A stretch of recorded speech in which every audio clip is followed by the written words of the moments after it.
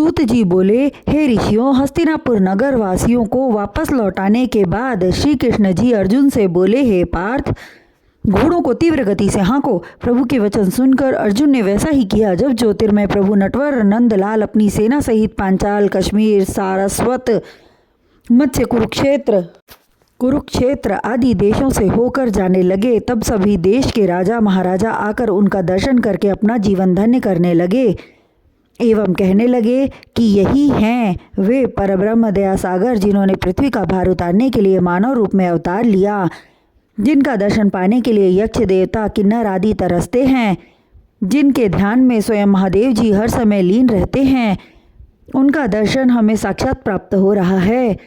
धन्य है वे यदुवंशी जो इन्हें अपना रिश्तेदार समझकर आठों प्रहर इनकी सेवा में लगे रहते हैं।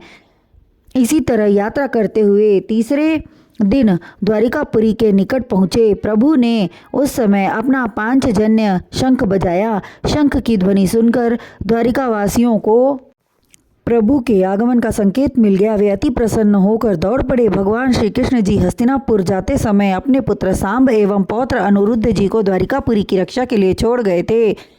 शंख ध्वनि सुनकर प्रभु के आगमन का ज्ञान सांब एवं अनिरुद्ध जी को हो गया। वे तुरंत अपनी सेना सजाकर यदुवंशियों सहित ब्राह्मणों एवं ऋषियों को लेकर गाजे बाजे के साथ मुरलीधर श्याम की अगवानी हेतु गए।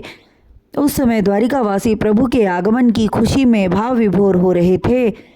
द्वारिका के निवासियों ने गलियों एवं सड़कों को क्षण मात्र में सजा डाला। द्वारिकापुरी के हर कोने में मंगलाचार होने लगे। स्त्रियां सुंदर वस्त्र आभूषण पहनकर अपने अपने कोटों पर बैठकर हाथ में पुष्पों से भरी थाली लेकर प्रभु के आने की राह देखने लगी।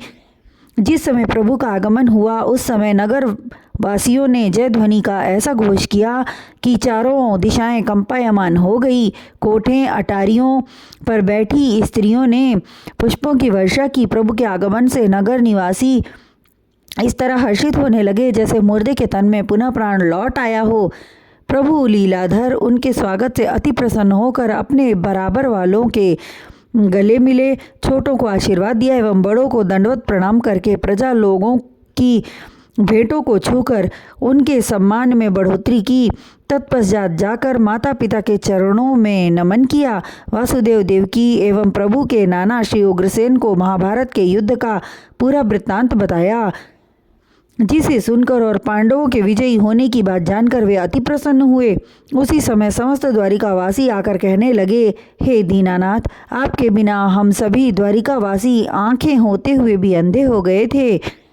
ठीक उसी तरह जिस तरह आंखें होते हुए विराट को कुछ दिखाई नहीं देता जब तक कि प्रकाश का प्रबंध न किया जाए। हे अंतर्यामी प्रभु, हमारी आंखों के प्रकाश ज्योति तो आप हैं। आपके बिना हमें हर वस्तु बेकार लगती थी, हर सुख वैभव फीका लगता था।